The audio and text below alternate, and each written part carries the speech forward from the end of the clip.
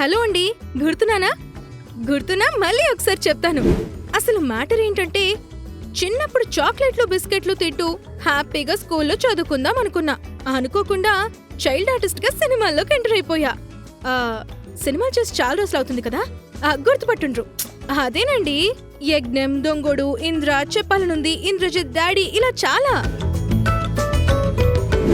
Cut చేస్తే వెండి తెరలో వెలగడంతో పాటు బుల్లితెరలో బుల్లెట్లా దూసుకెళ్లిపోదామని సీరియల్స్ లోకి ఎంటర్ అయిపోయా.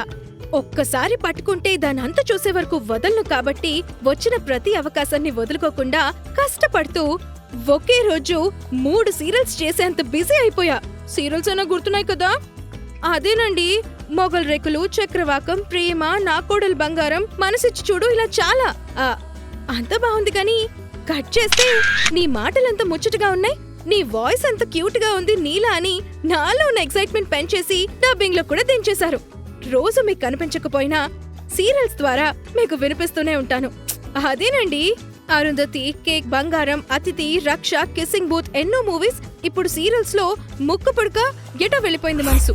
ఇలా అన్నిటికీ డబ్బింగ్ చెప్తూనే ఉన్నాను. ఒక విధంగా సినిమాలు సీరియల్స్ తో పోల్చుకుంటే ఇప్పటికీ నేను డబ్బింగ్ లో చాలా బిజీగా ఉన్నాను.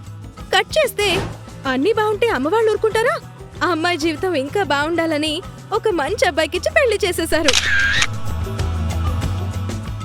ఏదేమైనా పెద్దవాళ్లు తీసుకునే నిర్ణయం ఎప్పుడూ కరెక్ట్ గానే ఉంటుంది. మా ఆయనతో నేను చాలా హ్యాపీగా ఉన్నాను. కానీ 25 ఏళ్లు అలవాటు పట్టు ప్రాణం ఖాళీగా ఉంటుందా? మీకు దూరం అయ్యాననే బాధ. నేను చెప్తే గానీ నేను మీకు గుర్తు రాలేదు. చాలా గ్యాప్ వచ్చింది, ఇంకా రానివ్వను. అందుకే యూట్యూబ్ ద్వారా మీ ముందుకు వచ్చేద్దాం అనుకుంటున్నాను. పేరేంటని అనుకుంటున్నారా?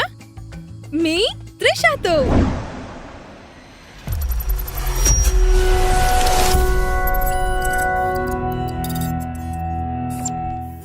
ఇకపై నన్ను కూడా మీ ఇంట్లో అమ్మాయిలా అనుకొని నా ఈ కొత్త అడుగుని ఆదరిస్తారని కోరుకుంటున్నాను. So please do like, share and subscribe my channel మీ త్రిషాతో.